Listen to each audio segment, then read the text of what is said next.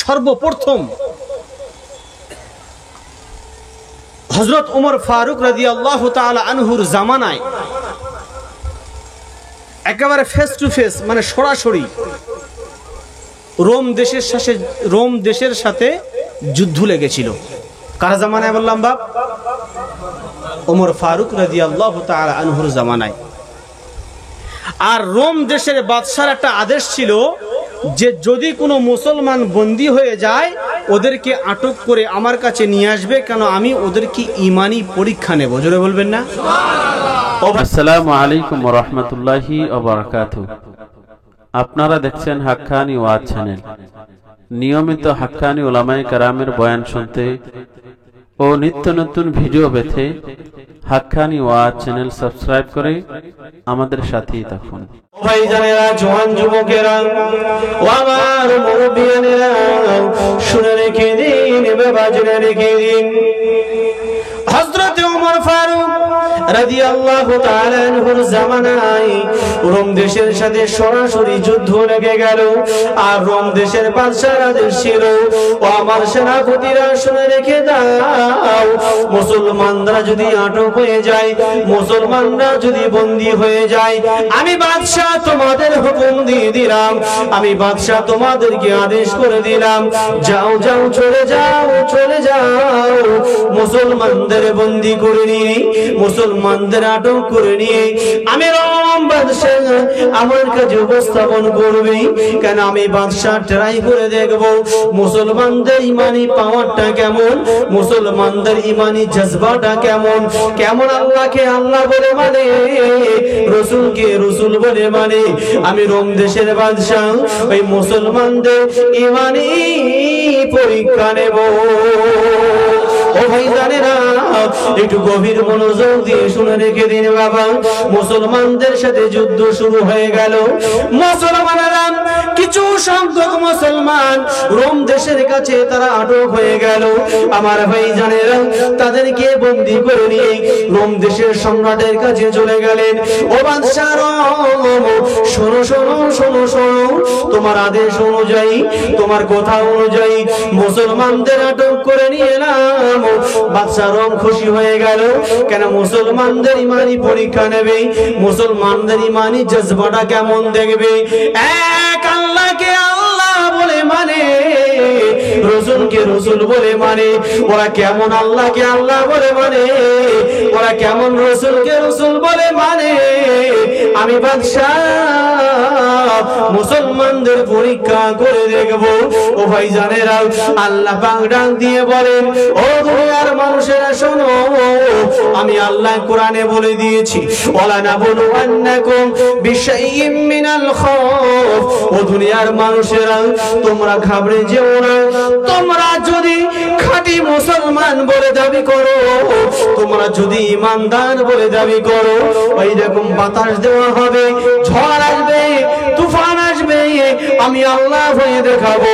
তবে তোমরা যদি পরীক্ষায় পাশ করে যাও, আমি আল্লাহ তোমার জন্য জান্নাত রেডি করে রেখেছি। বাদশারম পরীক্ষা শুরু করে দিল। ও ভাই জানেরা, একটা কথা গভীর মনোযোগ দিয়ে শুনে নেন।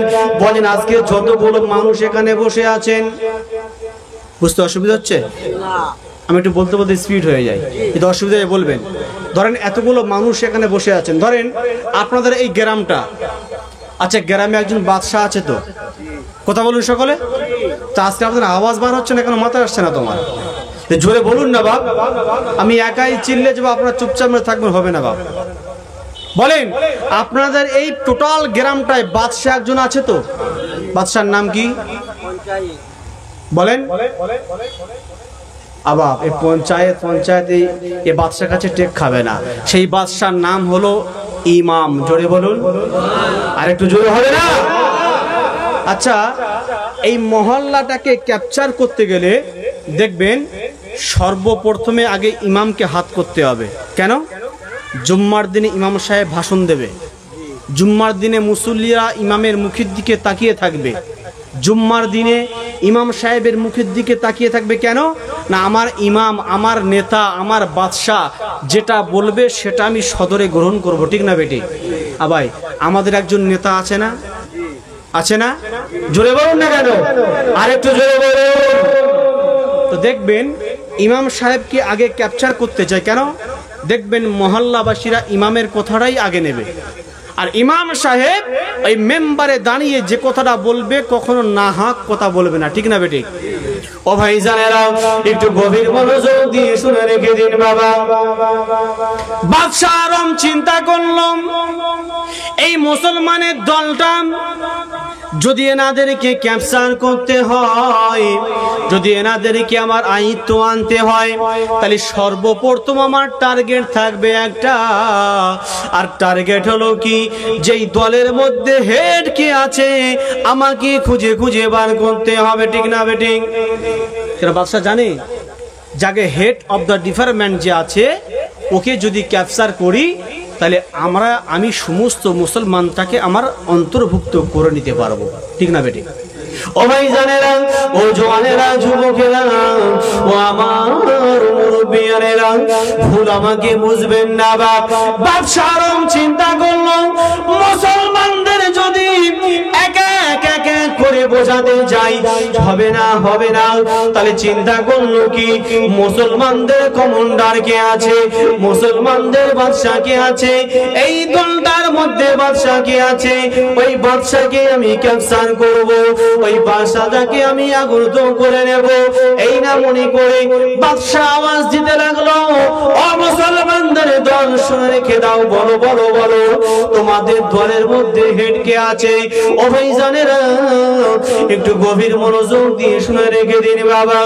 আল্লাহ রাসূলের এক প্রাণ প্রিয় সাহাবী, বুক ভরা সাহস নিয়ে, বুক ভরা ভালোবাসা নিয়ে আল্লাহ রাসূলের প্রাণ প্রিয় সাহাবী এত সাহসী ছিলেন, যার নাম হলো আব্দুল্লাহ ইবনে হুযায়ফা রাদিয়াল্লাহু তাআলা আনহু। থমকে দাঁড়িয়ে বললেন বাদশা আরম, শোনো শোনো, আমি হলাম এই মুসলমানদের হেড অফ দ্য ডিপার্টমেন্ট। আচ্ছা বলেন তো, যদি আমাদের নামে কারো পঞ্চায়েতে বিচার দেয়, যদি আমাদের নামে পঞ্চায়েতে যদি আমাদের নামে বিচার দেয়, আচ্ছা সেখানে কি আপনি বুক ফুলিয়ে কথা বলতে পারবেন? জোরে বলুন না বাবা, পারবেন না। তাহলে বাদশার দরবারে যখন মুসলমানদের হাজির করা হলো এবং বাদশা যখন জিজ্ঞাসা করছে, বলো তোমাদের মধ্যে হেড কে আছে, ভাই বুকটা তদ্দুর হবে কিনা কথা বলুন, জোরে বলুন না। ও ভাই জানেরা, ও আমার জওয়ানেরা, ও আমার মুরব্বিয়ানেরা, একটু গভীর মনোযোগ দিয়ে শুনে রেখে দিন। আল্লাহ পাক আল্লাহ তাআলা বলে, আমার বান্দা যদি আমাকে আল্লাহ বলে মেনে নেয়, আমার রাসূলকে রাসূল বলে মেনে নেয়, কোরআনটাকে যদি আপন করে নেয়, ওই বান্দার দুনিয়ার জমিনে কারো কাছে কোনোদিন মাথা নত করবে না। যাদের হৃদয় আছে আল্লাহর ভয়, তারা কবু পথ ভুলে যায় না। আল্লাহর প্রেম ছাড়া এই দুনিয়ায় কারো কাছে মাথা নত করে না। যাদের হৃদয় আছে আল্লাহর ভয়, তারা কবু পথ ভুলে যায় না। আল্লাহর প্রেম ছাড়া এই দুনিয়ায় কারো কাছে কোনো কিছুই চায় না। রাতের আধারে যখন সেজদাতে রয়,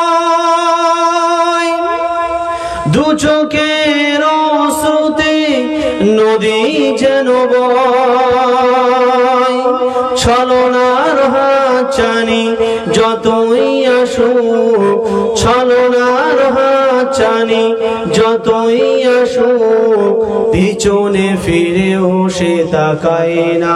জোরে হবে না? আর একটু জোরে হবে না?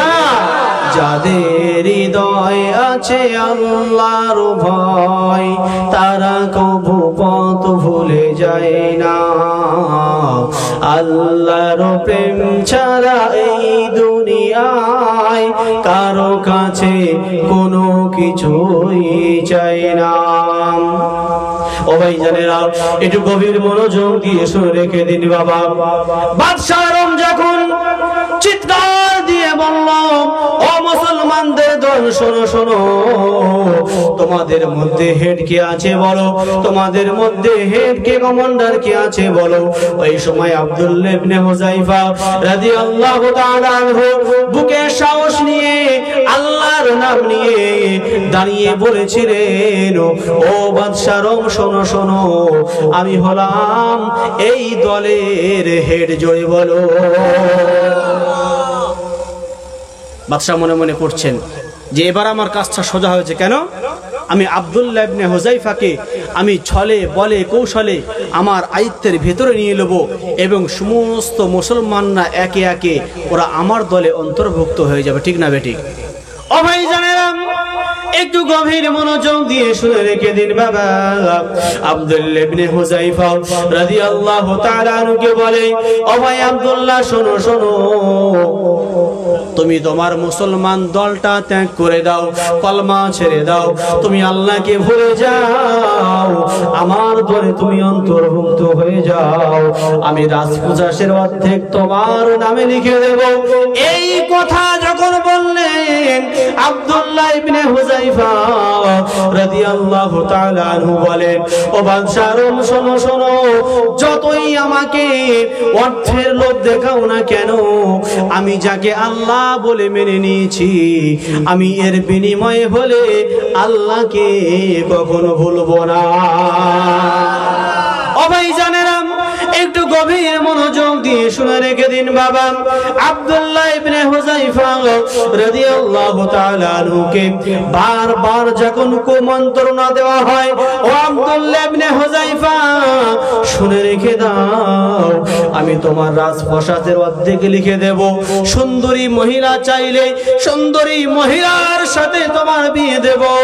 ও আব্দুল্লাহ শোনো শোনো, তোমাকে বেকসুর তোমাকে আমি আজাদ করে দেব, তবে কাজ হবে একটাই, ওই মুসলমানদের দলটাকে বুঝিয়ে বুঝিয়ে আমার দলের অন্তর্ভুক্ত করতে হবে, কলমাকে ছাড়তে হবে, আল্লাহকে আল্লাহ বলে জানতে হবে, রাসূলকে রাসূল বলে ত্যাগ করতে হবে। আব্দুল্লাহ ইবনে হুযায়ফা রাদিয়াল্লাহু তাআলা আনহু বলেন, ও বাদশাহ আরম শোনো শোনো, যতই আমাকে ভয় দেখাও না কেন, যতই আমাকে অর্থের লোভ দেখাও না কেন, যতই আমাকে সুন্দরী নারীর লোভ দেখাও না কেন, আমি আব্দুল্লাহ কোরআনটাকে ভুলে যাব না। জোরে হবে না সুবহানাল্লাহ? যতই আমাকে লোভ দেখাও, আমি কোরআনটাকে কখনো ছাড়বো না। জোরে বলুন না সুবহানাল্লাহ। জামানার মুর্শিদ আল্লামা সুফি মুফতি গাজী রাহমাতুল্লাহ আলাইহি তিনি ঠিক একই নিয়মে এই কোরআনটাকে নিজের জীবনের সাথে, এই কোরআনটাকে নিজের জীবনের সঙ্গে তিনি পরিচালিত করছেন। জোরে বলুন না সুবহানাল্লাহ। কেন? তিনি কোরআনটাকে নিজের আপন করে নিয়েছে, কোরআনটাকে নিজের সঙ্গী করে নিয়েছেন। জোরে বলুন না সুবহানাল্লাহ। তাই তো প্রতি সপ্তাহে, প্রতি মাসকবারিতে আমাদেরকে এই কোরআনের ব্যাখ্যা তিনি তাফসীর আমাদেরকে শোনান। জোরে বলুন, আর একটু জোরে বলুন। জামানার মুর্শিদ আল্লামা সুফি মুফতি গাজী রাহমাতুল্লাহ আলাইহি তিনি অন্য কিছু চেনেন না, তিনি অন্য কিছু জানেন না, তিনি শুধু জানেন এই মানুষগুলোকে কি করে জান্নাত মুখী করব। জোরে বলুন, এত জোরে বলতে পারবেন না সুবহানাল্লাহ? আবাই, এটা হচ্ছে আখেরি জামানা। আমরা মানুষ সব কিছু অন্ধকারের মধ্যে ডুবে আছি, কথা ঠিক না বেঠিক? জোরে বলুন, সব কিছু অন্ধকারের মধ্যে পড়ে আছি। আমার আগে হুজুর যে কথাটা বলছিলেন, অতি মূল্যবান কথা বলছিলেন। আজকে আমার মুর্শিদ যদি চাইতেন, আচ্ছা বলেন তো, প্রতিটি পীর ভাই যদি 10 টাকা করে দিতেন, আবাই 8টা 10টা ঘরের প্রয়োজন হতো কিনা? আমার কথা বুঝতে পারেননি? আমার মুর্শিদ যদি আমাদের কাছ থেকে চাইতেন যে বাবা প্রতি সপ্তাহে 10টা টাকা করে আমাকে দাও, বলেন টাকার জায়গা হতো? জোরে বলুন। সকলে চিল্লে বলতে হবে। আমার ভাইরা, আমার মুর্শিদ আল্লামা সুফি মুফতি আজান গাজী রহমাতুল্লাহ আলাইহি তিনি বলেন, বাবা আমার সম্পদ লাগবে না, আমার টাকা লাগবে না, তোমরা আমার কাছে এসো, কোরআন শোনো এবং নুরানি কোরআনি ওজিফা নিয়ে যাও, তোমরা আমল করো, জান্নাতে চলে যাও। জোরে হবে না? আরে একটু জোরে বলুন। এবং বিনা কাজায় 5 ওয়াক্ত নামাজ পড়ো, এই কোরআন তেলাওয়াত করো, নুরানি কোরআনি ওজিফা আমল করো, হালাল রুজি খাও। কি বলেছেন? আমরা হালাল বুঝি? ভাই হালাল বুঝি? যদি আজকে হালালকে হালাল মনে করতাম, এই মুসলমানের ঘরের ছেলে হারামের বস্তু নিয়ে, হারাম সম্পদ নিয়ে দুনিয়াতে বিভিন্ন রাজধানী করতাম না। আজকে মুসলমানের ছেলে যদি হারামকে হারাম মনে করত, এরা হাক্কানি দরবারটাকে বদনাম করত না। আজকে মুসলমানের ছেলে যদি বিনা কাজায় 5 ওয়াক্ত নামাজ পড়তো, এরা হাক্কানি আঞ্জুমান বলে নিজেকে গর্বিত মনে করতেন। আজকে মুসলমান যদি বিনা কাজায় যদি 5 ওয়াক্ত নামাজ আদায় করে, যদি হালাল বস্তু খায়, সাধ্যমতো পরেশগারি করে, যদি কোরআন তেলাওয়াত করে, এরাই হবে খাঁটি মুমিন। জোরে বলুন, আর একটু জোরে বলুন। আমার কথায় কি কষ্ট পাচ্ছেন বাপ? কষ্ট পাচ্ছেন? এটা আমার মুর্শিদের কথা নয়, এটা আমার রাসূলের কথা। আমার রাসূল বলেছেন, দিন রাত তো আল্লাহ আল্লাহ করে কাঁদো, আল্লাহর কাছে দোয়া করো বাপ। 87 রমজান চলে গেল, যায়নি? শবে কদর চলে যায়নি? মাওলানা সাহেব যে মূল্যবান কথাগুলো বলছিলেন, একটা রাত হচ্ছে 1000 মাসের অপেক্ষায় উত্তম, একটা মাস হলো 1000 মাসের থেকে উত্তম। আবার কি করে রাত জেগে জেগে ইবাদত করলে আমার ইবাদত কবুল হবে? আমার পেটে যদি হারাম বস্তু ঢুকে থাকে, আমি যদি হারামকে হারাম না মনে করি, 24 ঘন্টা কেন সারা জীবন যদি আমি মাথা যদি ফাটিয়ে ফেলি, আমার দোয়া জীবনে আল্লাহ কবুল, জীবনে কবুল। জোরে বলতে হবে, আস্তে আস্তে বললে হবে, জীবনে কবুল। তাহলে আমরা হারামকে হারাম মনে করি তো? করি তো? হালালকে হালাল মনে করি তো? যারা হালালকে হালাল মনে করবে, হালালের সাথে কখনো হারাম মিক্স করতে পারবে? কথা ভুল বললাম না ঠিক বললাম? জোরে বলুন। তাহলে আজকে আমরা নিজেকে পীর ভাই বলে দাবি করি, নিজেকে আমরা আজান গাছির মুরিদান বলে দাবি করি, এদিকে হালালও চলছে, এদিকে হারামও চলছে। দুঃখ পাচ্ছেন নাকি? কষ্ট পাচ্ছেন আপনারা? কথা কোনো গায়ে লাগছে আপনাদের? গায়ে লাগলে তো কিছু করার নেই, দাউদ নিয়ে এসে শুনতে হবে। মানে এখানে দাঁড়িয়ে ঝক কথা বলবো। যদি আমি নিজেকে আজান গাছির মুরিদান বলে দাবি করি, হালালকে এক সাইডে রাখতে হবে, হারামকে দূর করে ছুঁড়ে ফেলতে হবে, ঠিক না বেটি? আরে পীর ভাইয়ের ঘরের ছেলে হারাম হালাল সব এক জায়গায় করে না জানে দুনিয়ার কত রকমের কাজ করছে, আল্লাহই ভালো জানে। আবার বলেন তো, মেয়েদের পর্দা করা ফরজ না নফল? কথা বলুন। হ্যাঁ, আচ্ছা, আমি যদি ইচ্ছাকৃত করে, আমি কারোর মানে দুঃখ দেওয়ার জন্য বলছি না, কাউকে কষ্ট দেওয়ার জন্য বলছি না, শুধুমাত্র আপনাকে গুনাহের কাছ থেকে বাঁচানোর জন্য বলছি। আচ্ছা বলেন, আমি যদি ইচ্ছাকৃত করে দুনিয়াবি কোনো যদি একটা অনুষ্ঠান করি এবং সেই অনুষ্ঠানে ছেলে মেয়ের যদি কোনো পর্দার বাদ বিচার না থাকে, গুনাহ হবে কিনা বলেন? ছেলে মেয়ে যত ওখানে বেপর্দায় ঘোরাফেরা করবে, যত গুনার কাজ করবে, আমি যে কর্তৃপক্ষ নিয়ে যে অনুষ্ঠানটা বানিয়েছি, যে কাজটা করেছি, দুনিয়া যে একটা কাজ করছি, সমস্ত গুনাহ কিন্তু আমার ঘাড়েই আসবে।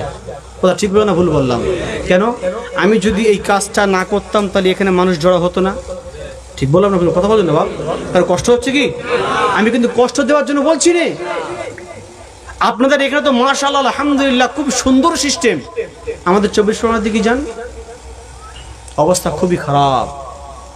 কোথায় পর্দা, কোথায় জর্দা, কোথায় খয়ের আলী, আর কোথায় পান, সব এক জায়গায় ডোলা বসা হচ্ছে। সেজন্য করে বলি, নিজেকে যদি পীর ভাই বলে দাবি করেন, নিজেকে যদি আজান গাছির মুরিদান বলে দাবি করেন, তাহলে আপনাকে সর্বপ্রথমে কাজ হবে হারামকে হারাম মনে করা, হালালকে হালাল মনে করা। কথা ঠিক না বেটি?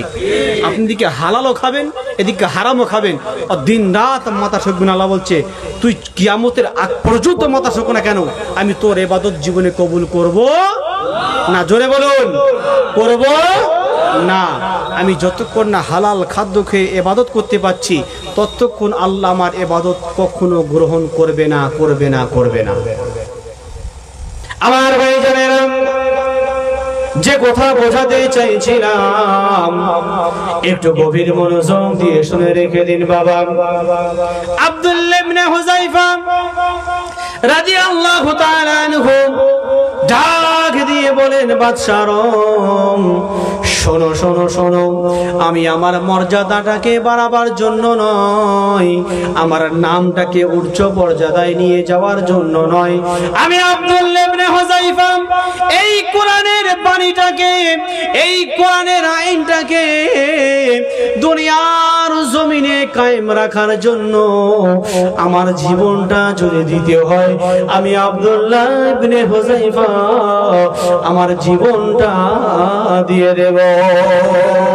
ও ভাইজানেরা, আল্লাহর ওলিদের দিকে তাকিয়ে দেখুন, এই কোরআনের জন্য তারা সম্পদ ছেড়েছে। কথা ভুল বললাম? আমার ওয়াজ কেউ শোনে না এখানে, শুনছেন? সাড়া পাচ্ছি কই? সাড়া পাচ্ছি কই? ও ভাইজানেরা, একটু গভীর মনোযোগ দিয়ে শুনে রেখে দিন। আব্দুল্লাহ ইবনে হুযায়ফা বলে, আমার জীবন দিতে রাজি, আমার রক্ত দিতে রাজি, এরপরে হলেও আমি আব্দুল্লাহ কোরআনটাকে অপমানিত করব না। আর একটু জোরে বলুন সুবহানাল্লাহ। আমি আব্দুল্লাহ এই কোরআনের বাণীটাকে, এই কোরআনের আইনটাকে দুনিয়ার জমিনে ছড়িয়ে দেওয়ার জন্য, মানুষের দ্বারে দ্বারে পৌঁছে দেওয়ার জন্য আমার যদি জীবন দিতে হয়, আমি আব্দুল্লাহ আমার জীবনের বিনিময়ে হলেও কোরআনটাকে আমি 1 সেকেন্ডের জন্য ভুলবো না। ও ভাইজানেরা, আল্লাহর ওলি কাকে বলে দেখুন, আল্লাহর বন্ধু কাকে বলে দেখুন, আল্লাহর আউলিয়া বান্দা কাকে বলে দেখুন। তারা সম্পদ ছেড়েছে নিজেদের নাম কামানোর জন্য নয়, তারা সম্পদ ছেড়েছে নিজের নামটাকে দুনিয়ার কোণে কোণে ছড়ানোর জন্য নয়, তারা ঘর বাড়ি ছেড়েছে, সম্পদ ছেড়েছে একমাত্র আল কোরআনের খাতিরে। আরেকটু জোরে হবে না সুবহানাল্লাহ। ও ভাইজানেরা, যে কথা আপনাদেরকে বোঝাতে চাইছিলাম, আব্দুল্লাহ ইবনে হুযায়ফাকে অনেক কুমন্ত্রণা দেওয়া হলো, অনেক সম্পদের লোভ দেখানো হলো, অনেক ভয় দেখানো হলো। কেন? আল্লাহ কোরআনে বলেছেন, ওয়ালা নাবলুওয়ান্নাকুম বিশাইইম মিনাল খাউফি ওয়াল জু। বান্দা, তুমি যদি নিজেকে ঈমানদার বলে দাবি করো, তুমি যদি মুসলমান বলে দাবি করো, মিনাল খাউফ, আমি আল্লাহ তোমাকে ভয় দেখিয়ে পরীক্ষা নেব। বান্দা, তবে তুমি যদি পাশ করে যাও, আমি আল্লাহ তোমার জন্য জান্নাত রেডি রেখেছি। হযরত আব্দুল্লাহ ইবনে হুযায়ফা, তানাকে কত না ভয় দেখানো হলো, মাথা নত করে না। জোরে বলুন, এটাই তো ইমানদারের পরিচয়। ও ভাইজানেরা, দুঃখ কেউ নেবেন না, কষ্ট পেলে করে দেবেন মা। আজকে নিজেকে আমরা ইমানদার বলে দাবি করি, যদি বেদিনেরা আমার সামনে যদি একটা তলোয়ার নিয়ে দাঁড়িয়ে বলে, বল অমুক ভাষাটা বলতে হবে, জীবনের দায় বলে দেবো কিনা? কথা বলেন না? ও ভাইজানেরা, একটু গভীর মনোযোগ দিয়ে শুনে রেখে দেন। আব্দুল্লাহ ইবনে হুযায়ফাকে বাদশার অর্ডার হয়ে গেল, যাও চলে যাও, আব্দুল্লাহকে জেলখানার মধ্যে বন্দী করে দাও। ও ভাইজানেরা, ইমানদার কারে বলে দেখুন, আর তানারাও ছিল ইমানদার, তানারাও ছিল আল্লাহর বান্দা, তানারাও ছিল রাসূলের উম্মত। আজকে আমরাও ইমানদার, আল্লাহ, আমরাও আল্লাহর বান্দা, আমরাও রাসূলের উম্মত। কথা ঠিক না? কথা বলেন, ঠিক তো নাকি? তানারাও রাসূলের উম্মত ছিল, আল্লাহর বান্দা ছিল, তানারাও মুসলমান ছিল, আমরাও মুসলমান, আল্লাহর বান্দা, রাসূলের উম্মত। কথা ঠিক না বেঠিক? আব্দুল্লাহ ইবনে হুযায়ফা রাদিয়াল্লাহু তাআলা আনহুকে জেলখানার মধ্যে বন্দী করে দেওয়া হলো। সংক্ষেপে বলি, কানে কানে হুজুর আসবেন, তিনি তার মূল্যবান বক্তব্য পেশ করবেন, আপনারা সকলে শুনবেন ইনশাআল্লাহ। যাই হোক, আব্দুল্লাহ ইবনে হুযায়ফাকে জেলখানায় বন্দী করে দিয়ে বাদশা অর্ডার করে দিল যে আব্দুল্লাহ ইবনে হুযায়ফাকে পানি পর্যন্ত পান করাবেন না। সেনাপতিকে হুকুম দিয়ে দিল। ও ও ভাইজানেরা একটু গভীর মনোযোগ দিয়ে শুনে রেখে দিন বাবা, আজকে তারা দুনিয়ার জমিনে শহীদ হয়ে গেছেন অন্য কোনো কারণে নয়, একমাত্র এই কোরআনের আইনটাকে দুনিয়ার জমিনে টিকিয়ে রাখার জন্য। আজকে আমরা এই কোরআনটাকে সব কিন্তু তুলে দিয়েছি, কথা ঠিক না বেঠিক? কোরআনের আইন তো মানা দূরের কথা। ও ভাইজানেরা, জামানার মুর্শিদ আল্লামা সুফি মুফতি আজান গেছে রহমাতুল্লাহ আলাইহি, সেই জন্য করে দেখেন তিনি এমন কায়দায় এই কোরআনে নুরানি ওজিফা আমাদের কাছে দিয়েছেন, কোরআন যতদিন থাকবে হাক্কানি আঞ্জুমান ততদিন থাকবে। কথা ভুল বললাম না ঠিক বললাম? ও ভাইজানেরা, অনেক মানুষের মনে প্রশ্ন জাগে যে ওজিফাটা আবার কি? আমার ভাইরা, আমি তাদের উদ্দেশ্য করে বলি, ওজিফাটা অন্য কিছু নয়, আমার আল্লাহ যার নাম দিয়েছেন আল কুরআনুল কারীম, যার মধ্যে আছে আমার মুর্শিদ যার নাম দিয়েছে কুরআনী। সর্বপ্রথম কি নাম দিয়েছে? কুরআনী নুরানি ওজিফা। এর মধ্যে আছে সূরা ফাতিহা, সূরা ইখলাস, সূরা ফালাক, সূরা নাস। বলেন এসব কি কোরআনের বাইরে না ভেতরে? জোরে বলুন ও ভাইজানেরা। সেই জন্য করে বললাম কিয়ামত পর্যন্ত কোরআন থাকবে, আর কিয়ামত পর্যন্ত হাক্কানি দরবার টিকে থাকবে। আর একটু জোরে হবে না? ও ভাইজানেরা, আব্দুল্লাহ ইবনে হুযায়ফাকে জেলখানার মধ্যে বন্দী করে দেওয়া হলো। আব্দুল্লাহ ইবনে হুযায়ফাকে অর্ডার দিয়ে দেওয়া হলো, ও সেনাপতি শুনে রেখে দাও, আব্দুল্লাহ ইবনে হুযায়ফাকে পানি পান করাবে না, কোনো খাদ্য দেবে না। ও ভাইজানেরা, এমন করে সংক্ষেপে বুঝিয়ে বলি, সপ্তাহের পর সপ্তাহ চলে গেল। রোম দেশের বাদশা একটা ডাক্তার নিযুক্ত করে দিল যে যাও যাও চলে যাও, ওই আব্দুল্লাহকে তুমি সারাক্ষণ পাহারা দিয়ে রাখবেন, কেননা আব্দুল্লাহর জানটা যখন যাবে যাবে এমন অবস্থা হবে আমার কাছে পেশ করবে, আমি শেষ মুহূর্তে হলেও ওদের ইমানি পরীক্ষা নেব। ভাইজানেরা, এমন করে সপ্তাহের পর সপ্তাহ চলে গেল, মাসের পর মাস চলে গেল। আব্দুল্লাহ ইবনে হুযায়ফা আর কথা বলতে পারে না, আর চলতে পারে না। আব্দুল্লাহ ইবনে হুযায়ফা উঠে দাঁড়ানোর চেষ্টা করে দাঁড়াতে পারে না। ও ভাইজানেরা, বলেন একটা মানুষ যদি এক সপ্তাহ ধরে যদি না খায় না পান করে, এক মাস যদি না খায় না পান করে, ওই মানুষটার কেমন অবস্থা হতে পারে? আমাদের সম্মুখে পবিত্র রমজান বিদায় নিল। ও ভাইজানেরা, মাত্র 12 থেকে 14 ঘন্টা শুকিয়েছিলাম, কথা ঠিক না বেঠিক? মনে মনে হচ্ছিল ঘরের মধ্যে তালা মেরে একটু পানি পান করে নি, হয়েছিল কিনা, কিন্তু খাইনি। কার কারণে? এক আল্লাহর ভয়ে, এক জাহান্নামের ভয়ে, এক জান্নাত পাওয়ার আশাতে। আমার বলার উদ্দেশ্য একটাই, মাত্র 12 ঘন্টা শুকিয়ে থাকার পরে গলাটা শুকিয়ে যায়, গলাটা শুকিয়ে যায়, পেটের মধ্যে ছুঁচে ঘন্টানি, কখন 6টা বাজবে, কখন মুয়াজ্জিন সাহেব আল্লাহু আকবার বলে ডাক দেবে, আর কখন খাওয়া শুরু করব। ও ভাইজানেরা, একটু গভীর মনোযোগ দিয়ে শুনে রেখে দিন, আব্দুল্লাহ ইবনে হুযায়ফাকে সপ্তাহের পর সপ্তাহ পার হয়ে গেল। আব্দুল্লাহ ইবনে হুযায়ফা মাসের পর মাস পার হয়ে গেল, পেটে কোনো খাদ্য নাই, কোনো পানি নাই। ও ভাইজানেরা, এমত অবস্থায় ডাক্তার যখন বাদশার কাছে চলে গেলেন, ও বাদশা শোনো শোনো, এই মুহূর্তে যদি আব্দুল্লাহ ইবনে হুযায়ফাকে যদি পানি না পান করানো হয়, কোনো খাদ্য যদি না খাওয়ানো হয়, আব্দুল্লাহ বোধহয় আর বেঁচে থাকবে না। ও ভাইজানেরা, ইমানি পরীক্ষা কার পরে বলে দেখুন বাদশার হুকুম হয়ে গেল, চলে যাও চলে যাও, আব্দুল্লাহ ইবনে হুযাইফার জন্য খাদ্য পেশ করো।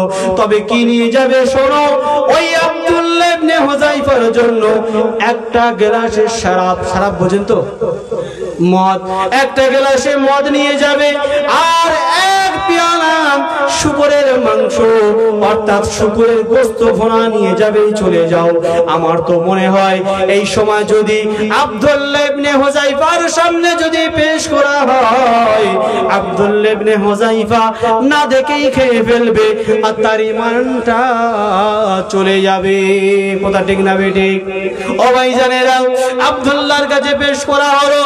আব্দুল্লাহকে বলা হলো, ও আব্দুল্লাহ শোনো শোনো, তুমি সপ্তাহের পর সপ্তাহ মাসের পর মাস তোমার অতিক্রম হয়ে গেল, তবে বাদশার হুকুম হয়ে গেল।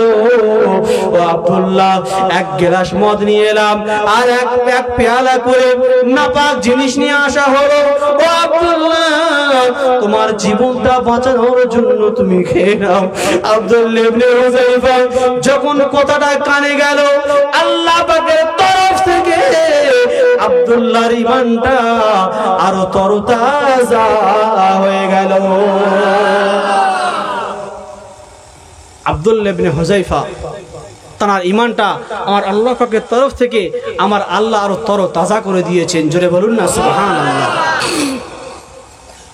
চিৎকার দিয়ে বলেন, ও বাদশা আরমের গোলাম, আমি আব্দুল্লাহ জীবন দিয়ে দেব। আমি আব্দুল্লাহ আমার জীবনের বিনিময়ে হলেও এই নাপাক জিনিসটা আমার জবানে আমি কখনোই তুলব না। জোরে বলুন, আর একটু জোরে হবে না? আমার জ্ঞানীগুণী মুসলমান বাবা জো ভাইরা, ইমানদার কাকে বলে দেখুন।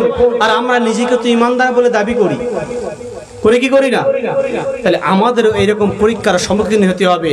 তার মানে এই নয় যে আমাদের গলা কাটবে, আমাদের তলোয়ার ধরবে, এরকম পরীক্ষা নয়। আর এটাই তো পরীক্ষা। কি পরীক্ষা? শুধুমাত্র আমার রাসূল বলেছেন, আমার মুর্শিদ বলেছেন, হারাম এবং হালাল তোমরা পৃথক করো। এটাই তো আল্লাহর পরীক্ষা। আল্লাহ বলেছেন বাবা, আল্লাহ বলেছেন বান্দা তুমি 5 ওয়াক্ত নামাজ পড়ো। এটাই তো আল্লাহর পরীক্ষা। আল্লাহ বলেছেন বান্দা তুমি দুনিয়ার জমিনে কোরআন পড়ো। এটাই তো আল্লাহর পরীক্ষা। আল্লাহ বলেছেন বান্দা তুমি দুনিয়াতে তুমি তাকওয়া করো। এটাই তো আল্লাহর পরীক্ষা। তার মানে এই নয় ওই আব্দুল্লাহর মতন জেলখানায় বন্দি করবে। তার মানে এই নয় ওই আব্দুল্লাহর মতন আমার সামনে তলোয়ার ধরবে। আরে আমার পরীক্ষা হবে এটাই, বিনা কাজায় 5 ওয়াক্ত নামাজ। জোরে বলুন, আমার পরীক্ষা হবে এটাই, আমি যেন 5 ওয়াক্ত নামাজের পরে এই নুরানি কোরআনি ওজিফা আমল করি। জোরে বলুন, আমার পরীক্ষা হবে এটাই, হারাম এবং হালাল আমাকে পৃথক করে হালাল খাদ্যটাই গ্রহণ করতে হবে। ঠিক না বেটি? আমার পরীক্ষা হবে এটাই, আমি যেন সাধ্যমতো পরেশগারি করি। জোরে বলুন। আমার জ্ঞানীগুণী মুসলমান বাবা জো ভাইরা, শুধু মুখে বলবো আমি ইমানদার ইমানদার, আর কাজে এবং কর্মে কোনো মিল আমার থাকবে না। আমার ভাইরা নিজেকে ইমানদার বলে নিজেকে লজ্জিত মনে করতে হবে। আমি সেই জন্য করে সকল ভাইদেরকে বিনয়ের সাথে বলে যাব, দেখুন দুনিয়া ছেড়ে আমি আপনি কিন্তু সকলেই কিন্তু বিদায় নেব। কেন?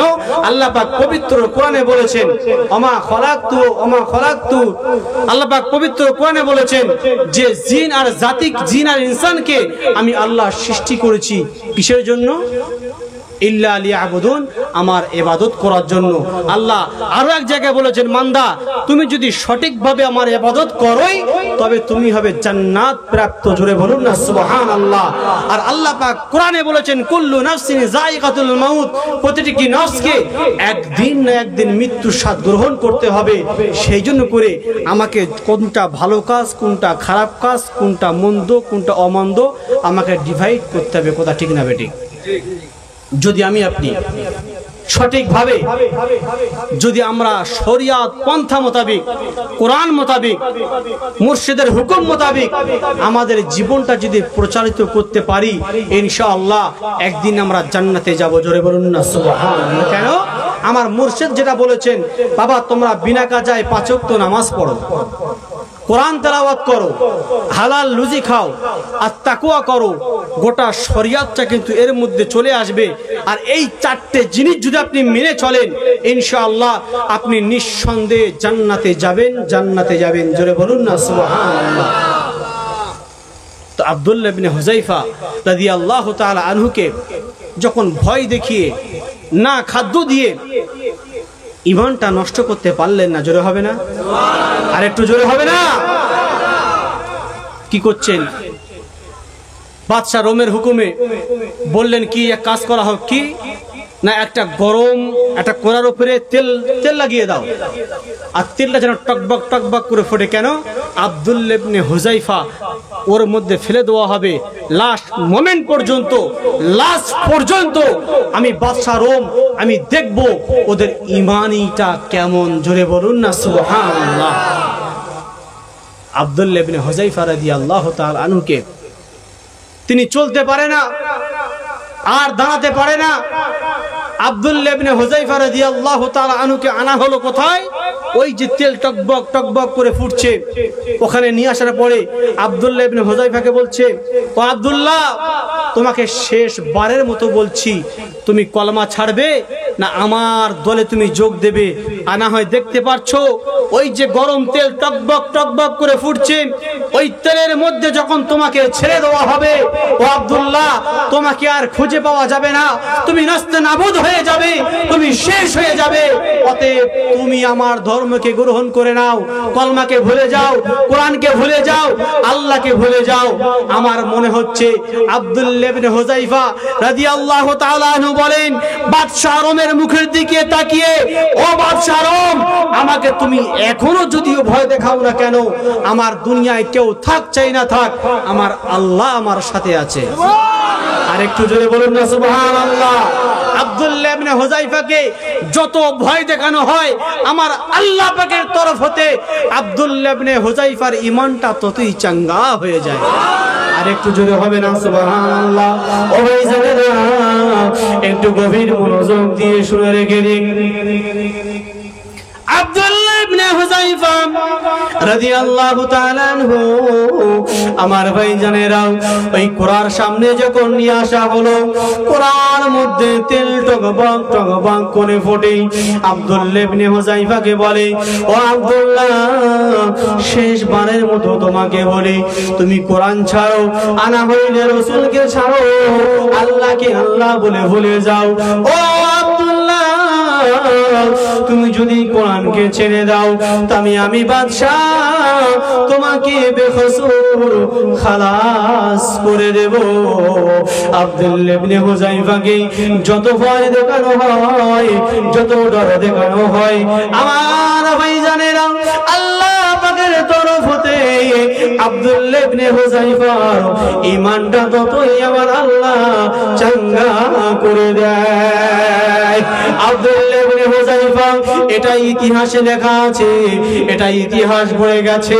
ও দুনিয়ার মানুষেরা, শুনে রেখে দাও, জেনে রেখে দাও, আমি আব্দুল্লাহ দিনের পর দিন পানি পান করিনি, দিনের পর দিন কোনো খাদ্য খাইনি, সপ্তাহের পর সপ্তাহ দিক খারাপ হয়ে গেছে, বাদশা রোম জুলুম করেছে, অত্যাচার করেছে, আমি আব্দুল্লাহ বেদিনের কাছে মাথা নত করি নাই। আমি শুধুমাত্র অন্য কোনো উদ্দেশ্য নয়, অন্য কোনো কারণে নয়, আল্লাহর আইনকে তথাপিত এই কোরআনকে দুনিয়ার জমিনে কায়েম রাখার জন্য আমি আব্দুল্লাহ অত্যাচার সহ্য করেছি, কত মার সহ্য করে গেছি, কতদিন অতিবাহিত হয়ে গেল, আমি আব্দুল্লাহ না খেয়ে দিন পার করেছি।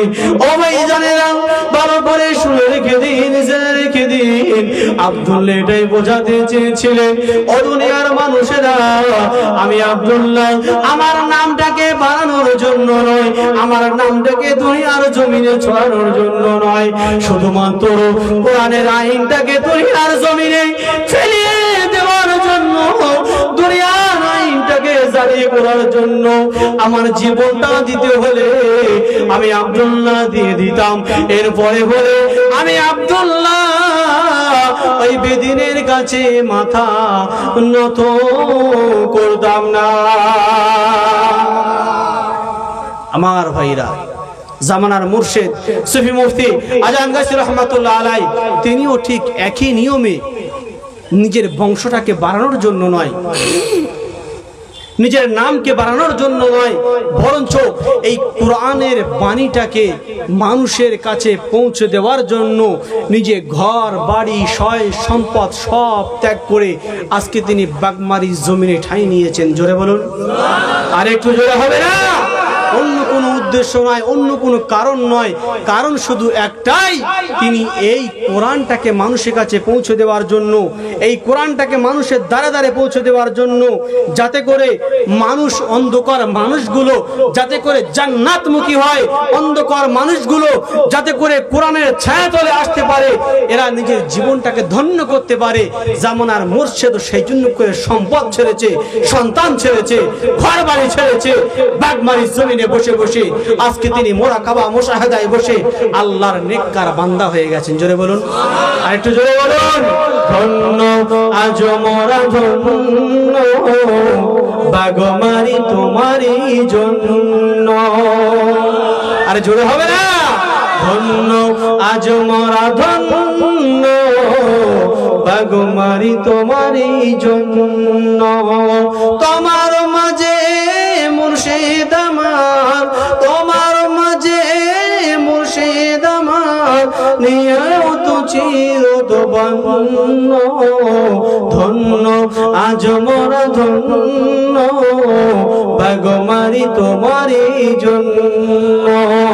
ধন্য আজ মোরা ধন্য বাগমারি তোমারই জন্য। ভাষার মধ্যে বলার মধ্যে যদি কোন রকমের ভুল বিয়াদি হয়ে যায়, খালিস আল্লাহর রাস্তে ক্ষমা করবেন, এবং যা কিছু বললাম শুনলাম আল্লাহ পাক যেন আমাদের সকলকেই শোনার চাইতে বেশি বেশি করে আমল করার তৌফিক দান করেন। সকলে বলি আল্লাহুম্মা আমিন। ওয়া আখিরু দাওয়ানা আলহামদুলিল্লাহি রাব্বিল আলামিন। একবার উচ্চস্বরে দরুদ শরীফ পড়ি আল্লাহুম্মা। ভাই একটা ঘড়ি পাওয়া গেছে।